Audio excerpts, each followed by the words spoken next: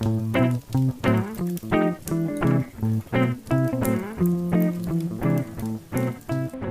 welcome back to this time's Off the Shelf Book Talk with Book Lovers. I'm Elizabeth Nelson here with Kay Johnson. Well, Kay, what have you been reading? Well, you know, Elizabeth, I found a new series. Another one? 12 books. Have you read them all already? No, I'm only on book 2. Oh. But I did order them all from the library. Oh, okay. Because they were $7.99 a piece on my Kindle. And I had to draw the line somewhere. Yeah, I'm not doing math, so we'll just go with that's a lot for books. But I am just quite taken with Charlotte McLeod's The Sarah Kelling and Matt Bitterson Mysteries. And Sarah, was married to this fellow named Alexander Kelling, who was a lot older than she was. Okay. And he dies. And then she ends up, there's no money. And of course, she takes the mansion, turns it into a boarding house. And Max moves in. And Max is a private investigator who deals with art crime. Yeah. And so, of course, those two hit it off. And meanwhile, she must have like 10,000 relatives, and they're all snobby. And they're forever putting poor Max down. And but they always end up calling on him when they need help. So 12 books, mysteries, good, clever, sort of a Nick and Nora Charles. Okay. More of a cozy mystery? Yeah, definitely. Not particularly gruesome. And certainly not psychological.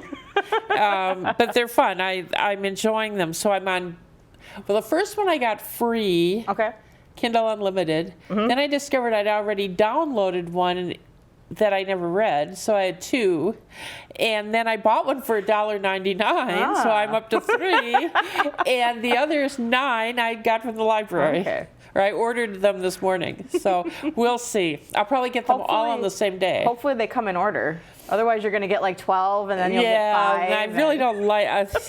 You can read them standalone because they're, but it's better because of the relationship changes and things.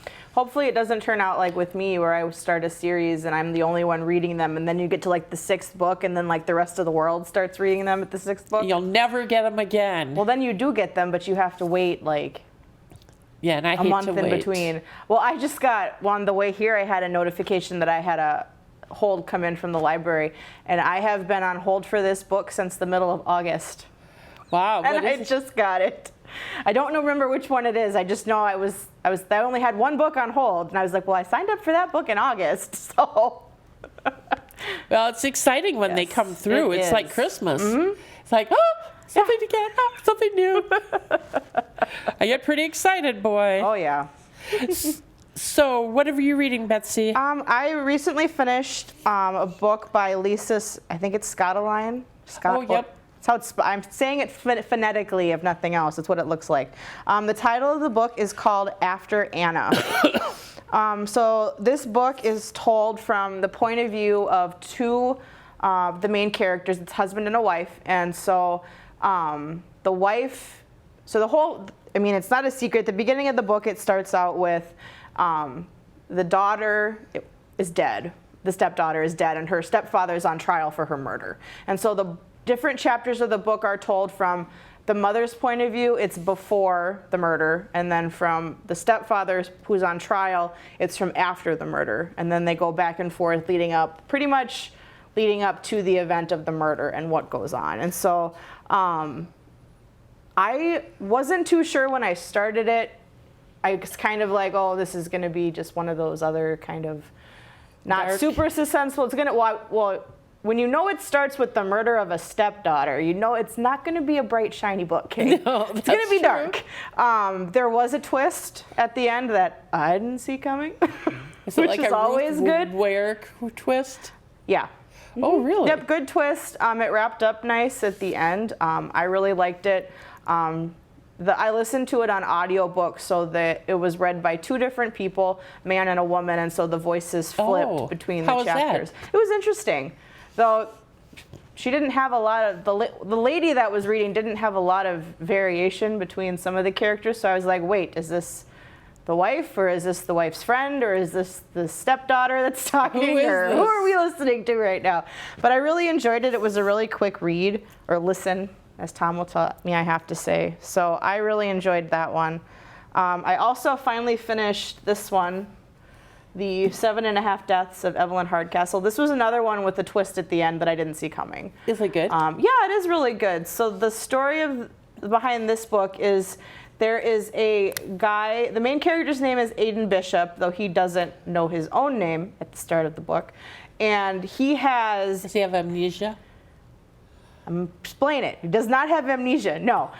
So he is stuck in he's stuck in a time loop pretty much. So every day at 11 p.m., Evelyn Hardcastle is murdered at a party. And he is given 8 days to solve her murder, or he's going to be stuck in this loop forever. So every day he wakes up as a different person that's at the party that was staying there that weekend, and they has to use what they see to figure out who it is that did it.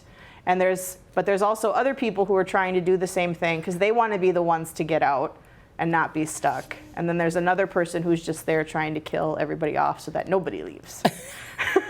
That sounds really complicated. It is. It kind of reminded me, of Clue, where there could be multiple different endings. But again, this one, there was a couple twists at the end that, again, you kind of came out of left field. So I really enjoyed this one. A lot of people in some of my online book groups have just kind of finished it recently. And this is actually also a debut novel. So this is the first book for this author. So I really enjoyed it. Plus, it's just really pretty to look at. Yeah. So what did you think of the author first time? I thought it was really good. I didn't think it read like a debut novel, which sometimes they can be a little rough when you read something by a new author. But I really enjoyed it. Once I wasn't as distracted and was able to sit down and read it, it pulled me right in, and I stayed up and finished it. Oh, wow. Okay. Well, that says a lot. Yes, so I did enjoy it. What else have you been reading? Let's see. I read a book called Icy Clutches by Erin Elkins. And Erin Elkins has written a lot of mystery books. Does it take place in winter? Yeah. It does. Yay! No, actually, it takes place in a glacier. Is actually how it works.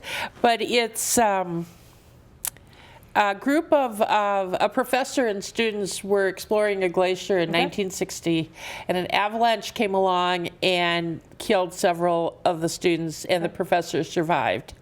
And so fast forward like 30 years, and the professor's now written a book about this whole thing, and he's brought all the people back together who survived, because his publisher says you need to have them sign off or they might sue us.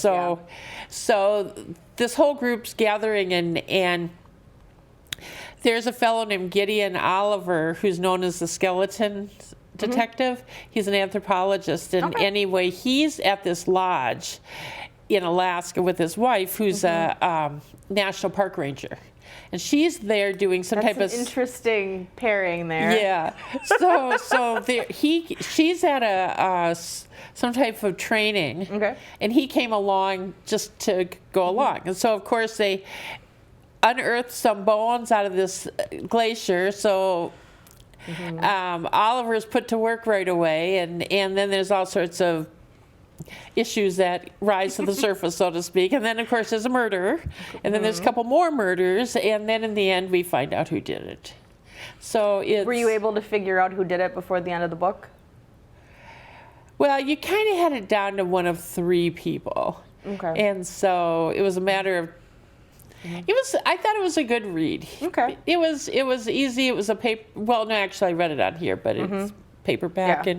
And like with this one, this reminded me kind of that Agatha Christie type genre where she'll just throw in that last second thing where you're like, now wait a minute. Cheating. That's not how this works. No. You had all the tools, the clues ahead of time. It was just a matter of kind of figuring it. So it wasn't. Yeah, it was a okay read. I mean, I would recommend it. Aaron Elkins is a solid writer, and I don't know that he'll set the world on fire, but he certainly is a good way to pass a few hours on a Sunday afternoon. So what else have you read? Well, I read this cute little one here. I found this at Target, just cheap. It's The World According to Mr. Rogers, and it says it's written by Fred Rogers. But basically, when does the movie open? November 22nd, the movie comes out, or came out, depending on when we air this. And I'm very excited for it. But there's this book I really like. So this isn't like a big, long history of Mr. Rogers. This is pretty much just a collection of different words of wisdom and wisdom that he said. And there's a really nice, his wife does a really nice opening dedication at the beginning about him and how they met and everything. And what did he die of? He had cancer. Oh, wow. I don't remember what kind of cancer, but I know he was done doing Mr. Rogers' Neighborhood, and then I think right after the New Year, he found out he had cancer, and then he wasn't around very long after he got sick. I don't believe. Wow. Yeah, he was here and then gone with that, pretty much. I think. So, wow. But I mean, so it's just kind of little quotes and different things that he said. There's also the words of a couple different songs that he's written, and it's just kind of a heartfelt little flip through. I mean, you could read through them slowly, or you could read through them all at once. So it'd be like a great gift for somebody. Yeah, and I really I have a Mr. Rogers addiction, as everybody who's been watching this show will know, because I talk about him all the time. But I mean, in our house, we all do. Alex pretends to be Mr. Rogers, walks in and out of the room, puts his shoes on, changes his shirt. Hi, neighbor, and then he goes back out the door and does it again, and he'll do it over and over again. But I mean, I think with the movie coming out too, I think that'll be really interesting. There was also there's all these national this day and national that day now with the internet and people. And so National Kindness Day was recently, and there was a picture up on Facebook that showed Mrs. Rogers went to like a birth center or like a NIC or somewhere, and they had all the babies dressed up in khaki pants and red knitted sweaters. Oh, that's cute. Laying in their little baskets, yeah. But it'll be interesting to see Tom Hanks playing Mr. Rogers. But I think from the previews, it looks like he will do it justice. But I saw yesterday online that Tom Hanks is a sure-tail relative to Fred Rogers. Well, there was because as you flip through online, there's all these different ads for it, and there's part where his wife says, well, it's good that Tom Hanks is playing this role because Fred liked Tom Hanks. So, yeah. Well, I can't imagine anyone else playing it. No, that's what somebody said. They're like, what happens when there's going to be a movie about Tom Hanks after Tom Hanks is dead? Who's going to play him? And everybody's like, well, Hollywood will just fall apart then. His son, who looks like him. Colin. Yeah. Yeah. Probably. Yeah. I mean, I don't know. You never know. But so that was just kind of a light flip through read, which I really enjoyed. I too read a nice light flip through. You stealing my words. And it's the Vampire Knitting Club. Now there's an interesting new way to look at things. Yes. And once again, it was a Kindle Unlimited freebie. And there's 8 in this series. I see a trend. And they're actually pretty good books. This gal, early 20s, her parents are archaeologists in Egypt, and so she has spent a lot of time with her grandmother, who owns a knitting shop in Oxford. And anyway, so she had been visiting her parents or something. She grew up in the United States, and she ends up going to visit her grandma, only to find out there's a sign on the door saying the knitting shop's closed. And here grandma's dead. And so she's getting... Is she dead or undead? Well, that's the problem, because she gets a couple glimpses of grandma.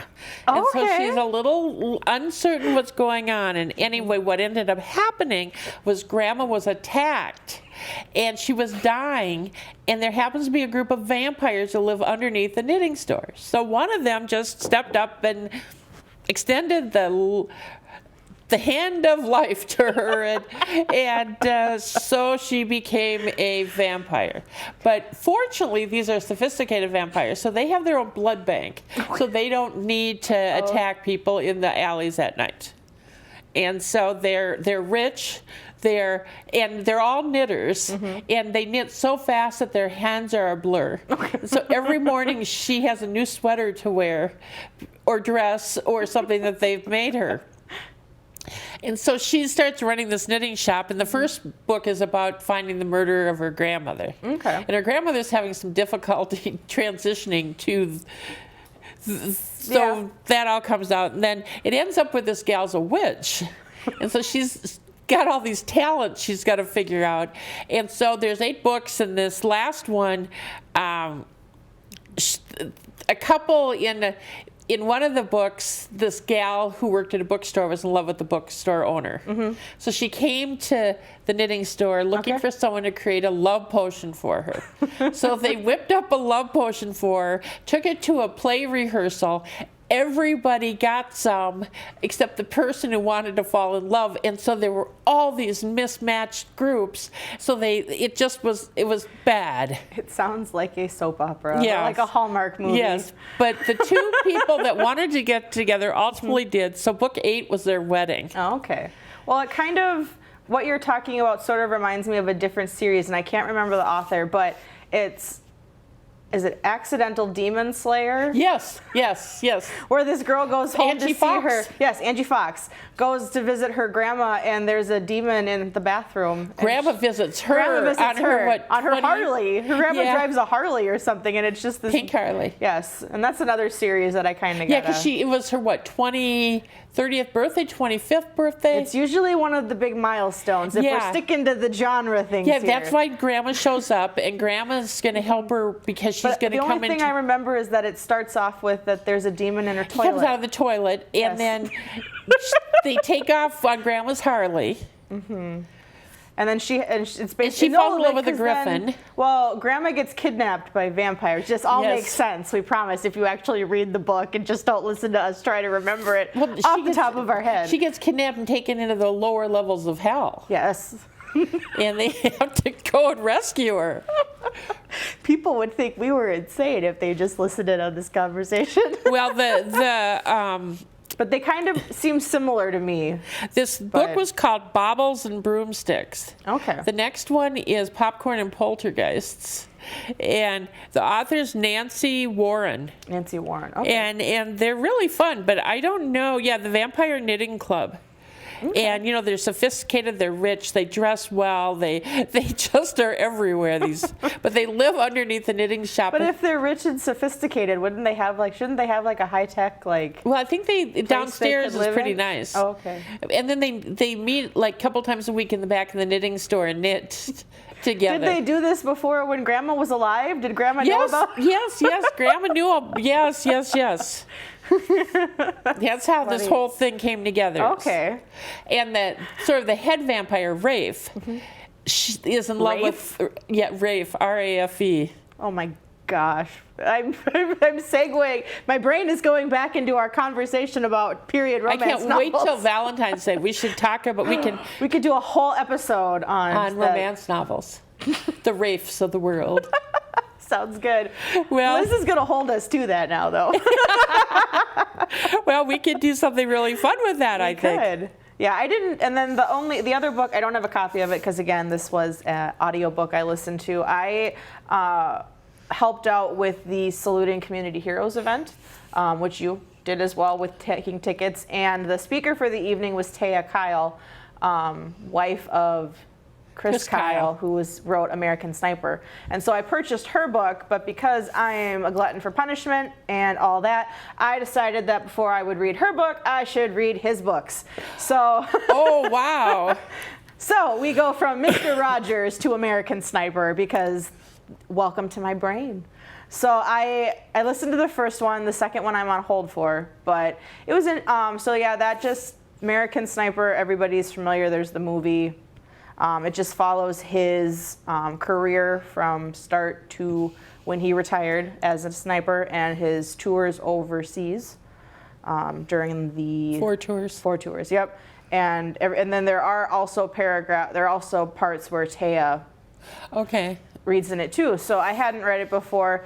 I kind of think I'd put off not reading about it because I did have someone overseas, and I don't think it's easier to not focus on what was around them while you were here in Hutchinson. So I mean, I was familiar with the book, but I'd never read it, and I haven't seen the movie with Bradley Cooper or anything. But it was interesting to listen to and kind of be like, oh, I understand. Who read it? Who reads it? It's not Chris. It's another. I think it's just a voice actor who reads it. I think, but. I was grateful to Shad Ketcher and Susan, who works with him, because they were able to give me some time with her. Yes. Taya. Yep, Kyle. Kyle, right. And I thought it was interesting because of the fact, first, she was a military wife, so she had these long periods of separation from her husband, so she was really a single parent and all that. And then once he's out of the service, he gets shot and killed at a shooting range, and now she's a widow at 38. Yeah. So American Sniper is read by John Pruden, and it looks like he's also reads his second book. It looks okay. like. So I mean, he's a SEAL. It's written like an ex-SEAL. There's no pull-in language there. He tells it as it is. Though some names have been changed to protect people in units or other known people that are quoted about in the book. We'll leave it at that. But it was kind of interesting to hear, what he went through to get the training, and then how he was moved in and out of areas. How did he become a sniper? He originally was a cowboy. He was in the rodeo circuit. Really? Yeah, and then he went to school, but then I feel like he couldn't do rodeo anymore because he got injured, I think, and then he went in to enlist because I don't think he stayed in school. And then Probably I think the not rest is history. enough adrenaline. I think I could remember, but I was so focused on the rest of the book that, it was a really interesting listen, and was she a good speaker? Yeah, she was a really good speaker. I enjoyed her talk and look forward to starting her book. It's on next to my bedside table with a couple others. Did she sign it? No, it's not signed. I think if you sponsored the event or bought a table, you got like so many signed copies, but I didn't buy a table. I can't afford a table. You can barely afford the book. Yeah, these days. I know, sometimes, but I mean, I'm interested in starting that. Right now it's hiding under the behemoth that I'm trying to read. What are you reading? You're gonna laugh at me. Probably.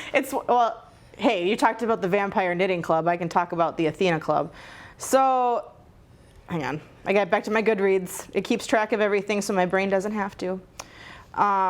So it's called European Travel for the Monstrous Gentlewoman. This is the second book in a series called The Athena Club by Theodora Gross. And so these books are about a group of young women, which includes the daughters of Dr. Jekyll and Mr. Hyde. Oh, you have talked about them. Yep, the daughter of Dr. I think it's Rapacini. It's another literary one from Italy. Dr. Murnau's daughter, Dr. Frankenstein, and this book introducing Dr. Van Helsing's daughter. So the first book was kind of how they all formed and they helped solve them. And actually, the one girl works for Dr. Holmes and Mr. Watson. So it's one of those type of universes where everybody lives under one roof. And everybody's in the same universe, which is really kind of interesting to see because it brings in, at the beginning of the book, Dr. Seward is running around an asylum and he's from Dracula, which brings in Dr. Van Helsing. Which for me, because I'm a literary nerd, anytime you bring in characters from other books and they're doing stuff they don't do in those books, I get really excited. That's okay. Because it's me. But so in this book, they are traveling across, they leave England to travel to Austria to try to rescue, I can speak, I promise, rescue Lucinda from some kind of something Mishap? that's happening to her. I don't know yet. How I'm not big that is far. this book? This book is like these two together. And I was really dumb when I started reading this book, and I decided I was going to hold it like this while I laid in my bed. And then I got up the next morning and went to bend my wrist, and it went, no. And Tom went, why does your wrist hurt? And I said, well, I've been carting this around. How many pages is that?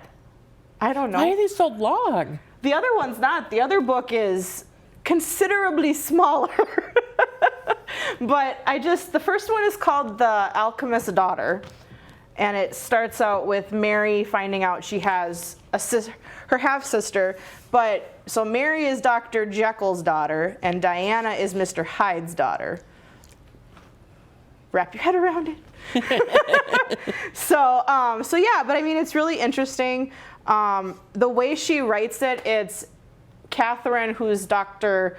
Morneau's daughter, who is from the island. Is it the island of Dr. Morneau? I think so. Okay, would be the world that Strange she's from. Island? Yeah, something like that.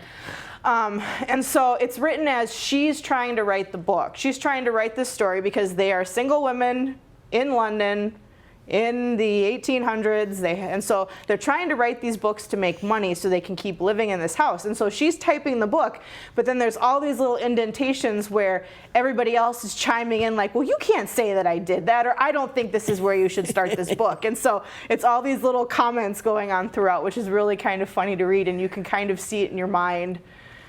You could see people sitting there and you're typing and reading them what you say, and they're like, "Oh no, you can't, you can't start there. You can't put that in there." But so I'm looking forward to seeing where this book goes, because right now they're on the Orient Express. Ooh. So yeah, it's interesting. But So would you recommend it? so far, yes. We'll Ooh. see next time if I actually enjoy So did the you rest buy of it? I did. I owned the first one. If I own the first book in a series, I feel okay buying the next one. Whereas if I can't own the fourth book and not own any of the other ones. Yeah. No, I'm with you on that If I'm one. going to own a series, I have to own the entire series. Yeah, or forget it. Which is why with the book Throne of Glass that I read, there's 9 or 10 books in that series, and I didn't own any of them, but Tom's like, what are some book series that you'd want to still own? And I'm like, I'm not telling him that one because that's probably $20 a book, which again adds up, especially if you can only get them in hardcover, which then you add on another Yeah. 20 bucks. Well, I just thought $7.99 a piece for 12 books. That's a lot. It is. I mean, who do these people think they are? $7.99? Publishers? Yeah. Well, back in the day, Amazon used to set the price for ebooks. And then Apple got involved and cut a deal with publishers and allowed the publisher to set the price. So now if you were to go, for instance, on Amazon's site, it says price set by publisher. But Amazon sued over it. And out of that whole picture, I got some kind of a... Credit? Yes, I did, which I promptly spent on those books. More books. More books, and but that was interesting. It is. And we have reached the end of our time. We have. We have gotten the signal that we are done. So if there's anything you think we should read as we get ready for the new year or through Christmas, send us either... Or better yet, if there's a romance novel you want us to Yes. talk about in February. Or if there's any just genre we haven't covered that you think deserves more, let us know. We're on Facebook, we're on Instagram. You can send us an email at offtheshelfbooktalk@gmail.com. And we will see you next time. Thank you.